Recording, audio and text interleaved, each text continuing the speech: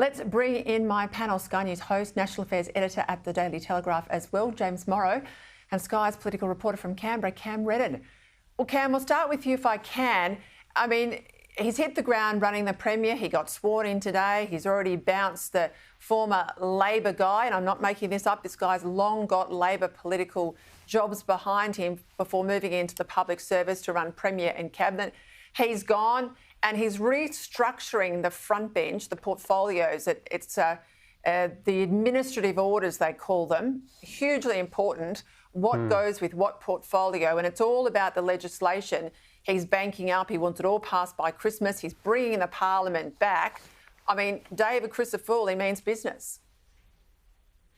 Yeah, it's a new government and a new start, Peter. You only get one chance at a first impression in an election win like this. And David Crisafulli, sure, he copped some flack throughout the campaign for being a small target. But one thing I guess that does do is it focuses the narrative once you finally hit the government benches. So it's no surprise that crime is by far and away the priority and that he wants to get moving to get those laws around adult crime, adult time, early intervention for youth as well passed by Christmas. That was one of his core election promises, basically a day one promise, if you like. So it's no surprise that he was wasting no time even yesterday before the swearing in, laying the groundwork for that. And I suppose, Peter, when you set such measurable targets around that, we know that number, 289,657, that's how many crime victims there were in the last financial year in Queensland. He says if he can't get that down, he'll resign. So if you hit those marks and you stay relatively scandal-free, then he's already a long way towards a second term, even though he's just got there.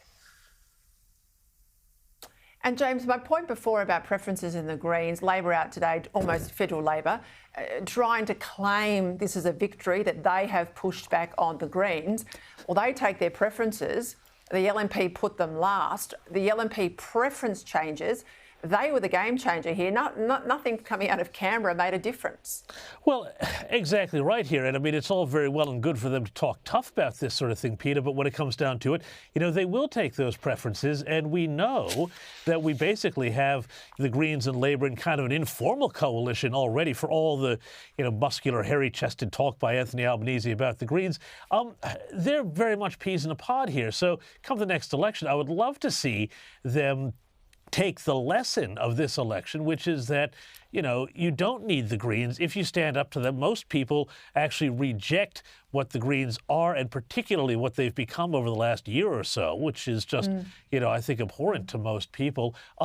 But we won't see that sort of spine. We won't see that sort of backbone, I'm afraid. Just quickly, Cam, Stephen Miles looks like he'll stay on. There was some talk of an open vote or a challenge, but Cameron Dick now seems to have pulled out. And the unions, Gary Bullock in particular, he's a heavyweight up there. He's the guy, they say, that pushed out Anastasia Palaszczuk for Miles. He's now putting Miles under pressure to dump Cameron Dick.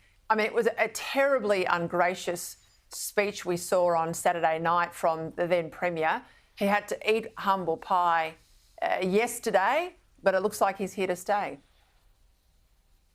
It almost felt like we'd been taken back in time in the DeLorean, Peter, and we were watching the Labor launch rather than what was supposed to be a concession speech, because it seemed like one of the first things you learn when you're doing public speaking, or if you're a comedian or in whatever public capacity, you talk to your audience. And those speeches, whether they're concessions or victory speeches or whatever, they're speeches to the people, to the voters, to Queenslanders, whereas that really sounded like the kind of speech that was designed for behind closed doors for the Labor faithful to say, hey, I'm a fighter, give me another go at this in 4 years' time. So it just didn't really fit the occasion. Not to mention there was no actual concession, of course, Peter, either. But it looks like Stephen Miles did enough to keep himself around for now.